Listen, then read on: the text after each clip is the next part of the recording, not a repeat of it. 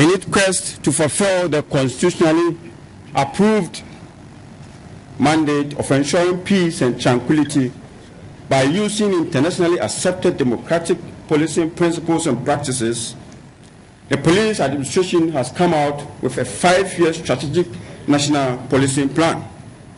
And this will serve as a roadmap that will lead the police service to its promised land. The plan covers 3 main areas. That is the collective vision and mission statements to guide the fulfillment of the strategic policing plan objectives.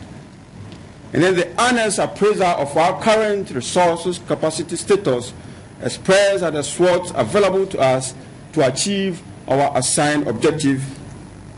Then the strategies and programs and methodologies that we need to use to overcome our constraints and achieve enhanced levels of protection of life and property that should meet the expectation of our stakeholders. Ladies and gentlemen, the plan will be presented in this order. First of all, the vision, the mission, the current situation, the objective 1, 2, 3, 4, and then we conclude. With me to do the presentation, I've already introduced myself, ACP G.A. Mensah. We have Superintendent Kujo, who will talk about objective 1, DSP Victoria Yamwa will talk about objective 2, Superintendent Francis Chidi, objective 3, and then DSP Fanny Abwaje will tackle the objective 4. Now the vision. The vision of the police service as of today is to be a world-class police service capable of delivering planned, democratic, protective, and peaceful services up to the standards of international best practice. What is our mission statement? The mission statement of the police service to deliver services in crime prevention, detection, apprehension, and prosecution of offenders consistent with the expectation of Ghanaian stakeholders for maximum protection, safe, secure, and peaceful communities. I want to give you a brief of the current police service as of today. We have a police strength of 23,702, but we require 40,000. We have a police population ratio of 1:970. His Excellency the Vice President said 1:1,200. That is true. That excludes those at the administrative sector. This is for those on frontline policing.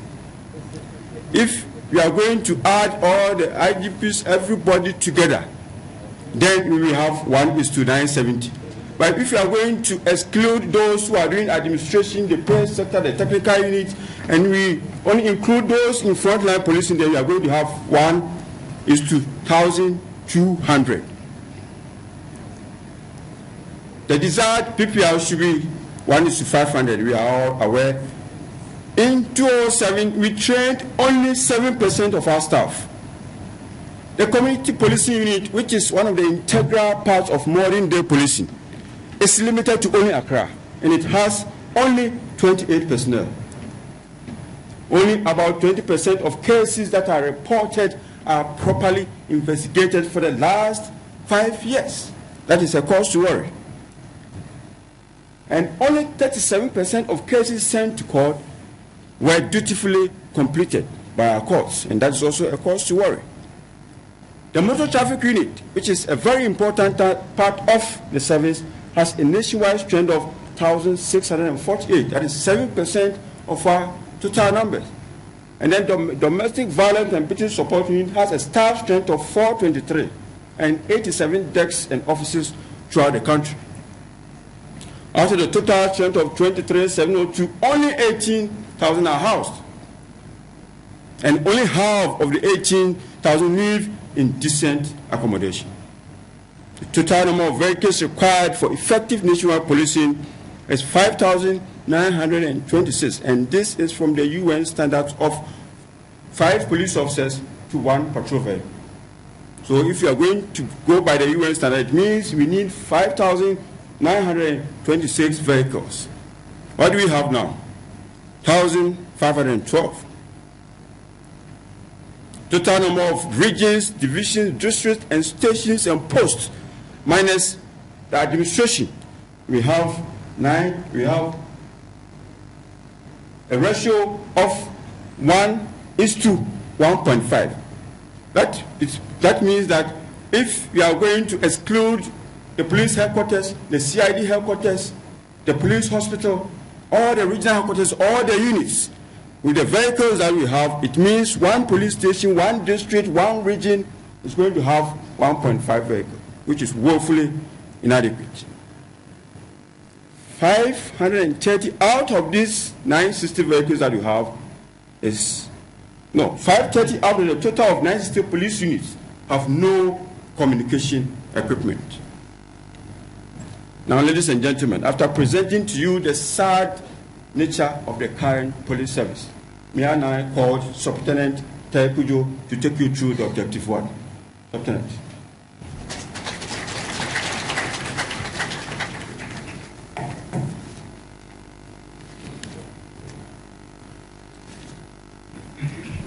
Thank you, Assistant Commissioner of Police, George Mensah, for the painting of the sad story that we have.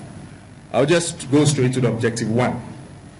The main objective of the Ghana Police Service, and its first objective, is to increase the level of protection of life and property, rates of prevention and detection of crime, apprehension and prosecution of offenders, to enhance public confidence and satisfaction with the services rendered by the service. The objective one obviously entails a few details, and it entails the following: conducting a national survey on levels of current major crimes by 2011. That is to update our statistics. We also intend to complete an action plan for the prevention of priority crimes by that year. Also, we intend to interact with the public through our media, and therefore we will have monthly media education on public safety and crime prevention measures. The service intends to increase by 33% the police to population ratio by 2014 to impact on frontline policing. I think you have the statistics that the previous presenter. 25% increase in community watch groups in key urban areas. And in this regard, our community policing concept will be brought to bear. Now, frontline, when you talk about frontline policing, we're talking about the core duties of the Ghana Police Service, and that is operations. We intend to increase frontline policing time by 10% each year. In that regard, our response to Business Call, our interaction with the public,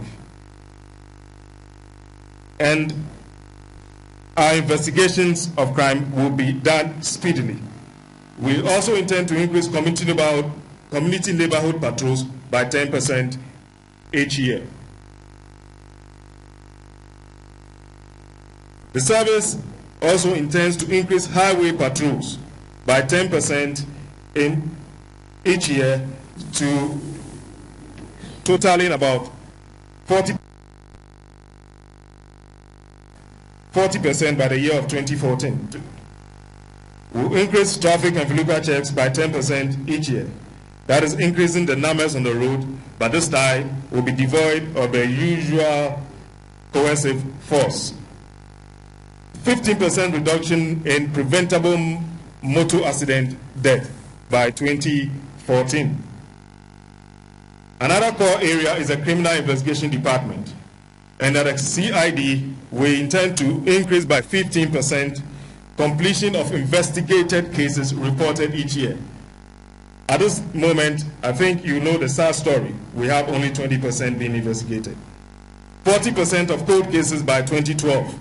We want to depart from situations where we leave dockets on shelves to rust.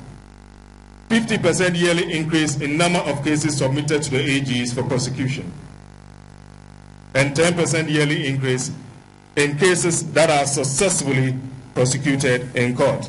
And in this regard, we need to revamp our criminal investigation department.